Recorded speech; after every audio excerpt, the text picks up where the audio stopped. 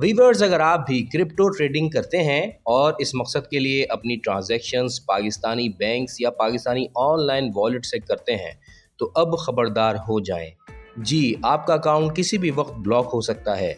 Recently ऐसे बहुत से केसेस सामने आए हैं और लोगों के बैंक अकाउंट ब्लॉक हुए हैं, जिसका रीज़न सिर्फ और सिर्फ कोई इलीगल फेक ट्रांजैक्शंस है या क्रिप्टो करेंसी की लेन देन है।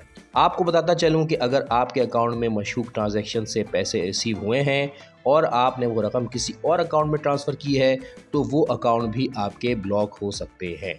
तो ब्लॉक शुदा अकाउंट्स को कैसे अनब्लॉक किया जाएगा, यही बताऊंगा आपको इस वीडियो में।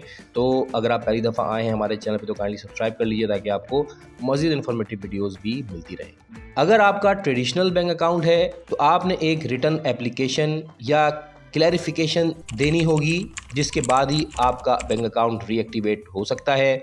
लेकिन अगर आपने ऑनलाइन वॉलेट यूज़ किया है, फॉर एग्जांपल इजी पैसा, जैज़ कैश वगैरह, तो रीएक्टिवेट करना काफ़ी मुश्किल है क्योंकि इस मसले के हल का कोई प्रॉपर प्लेटफॉर्म नहीं है।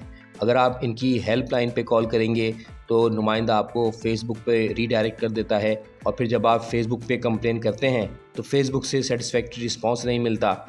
तो मोस्ट ऑफ द केसेस में आप वॉलेट अकाउंट को रीएक्टिवेट नहीं कर पाते। लेकिन अगर आपका अकाउंट ट्रेडिशनल है, फिजिकल बैंक है, जैसा कि HBL, UBL, MCB bank, bank Al Habib वगैरह, तो ऐसे बैंकों के अकाउंट्स को रीएक्टिवेट किया जा सकता है। वीवर्स, जैसे ही किसी इलीगल एक्टिविटी की वजह से आपका अकाउंट ब्लॉक होता है तो आपको फौरी तौर पर बैंक की जानिब से ईमेल या SMS मौसूल होता है। मैसेज मिलते ही सबसे पहले आपको अपने बैंक की हेल्पलाइन पे कॉल करनी होगी। बैंक का नुमाइंदा आपको बताएगा कि आपके अकाउंट में कोई फ्रॉडलेंट ट्रांजैक्शन हुई है जिसकी वजह से इंटरनेट बैंकिंग या पूरा अकाउंट ब्लॉक हो चुका है और आपको इस मसले के सलूशन के लिए अपनी मुतालिका बैंक ब्रांच विज़िट करना पड़ेगा। जैसे ही वो आपको ये बात बताए तो आपने अपनी कंप्लेन रजिस्टर्ड करवानी है और उससे कंप्लेन नंबर लेना है जो कि फ्यूचर रेफरेंसेस के लिए आपको काम आएगी।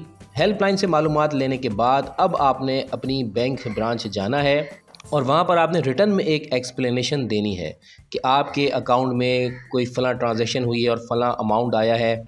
आपने ये भी बताना है कि ये पेमेंट आपको कहाँ से रिसीव हुई है, भेजने वाला कौन था। आपने एप्लीकेशन में ये भी रिक्वेस्ट करनी है कि बैंक सिर्फ डिस्प्यूटेड अमाउंट को होल्ड करे और जो दूसरे फीचर्स हैं आपके अकाउंट के वो तमाम रिलीज़ किए जाएँ और अकाउंट को अनब्लॉक किया जाए।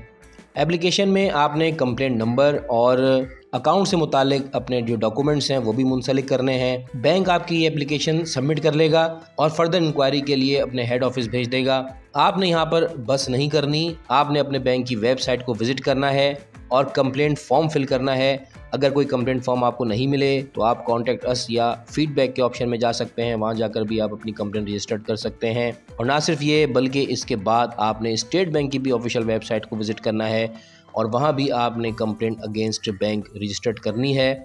स्टेट बैंक क्योंकि रेगुलेटरी इदारा है और उसके अंडर में तमाम कमर्शियल बैंक्स आते हैं तो वो लाजमी तौर पर कंप्लेंट्स को मॉनिटर करता है और मुतालिका जो बैंक है उससे भी बात की जाती है और इन दी एंड आपका अकाउंट रीएक्टिवेट हो जाता है। तो व्यूअर्स, ये था अकाउंट अनब्लॉकिंग का प्रोसेस। याद रखें, क्रिप्टो ट्रेडिंग पाकिस्तान में अभी तक लीगलाइज नहीं हुई है, तो किसी भी अट्रैक्टिव ऑफ़र जो क्रिप्टो से रिलेटेड हो या ऐसी ऐप्स जो क्रिप्टो करेंसी में इन्वेस्टमेंट और अर्निंग का बताती हैं, उन्हें यूज़ करने से इज्तनाब करें और ना ही क्रिप्टो कॉइन्स या टोकन्स में इन्वेस्टमेंट करें। लेकिन फिर भी अगर आप क्रिप्टो करेंसी पे काम करना चाहते हैं तो अपने पाकिस्तानी ऑनलाइन वॉलेट्स या पाकिस्तानी बैंक अकाउंट्स को यूज़ ना करें, अदरवाइज़ आपके लिए दर्द सरी हो सकती है। Thanks for watching the video. Take care. अल्लाह हाफिज़।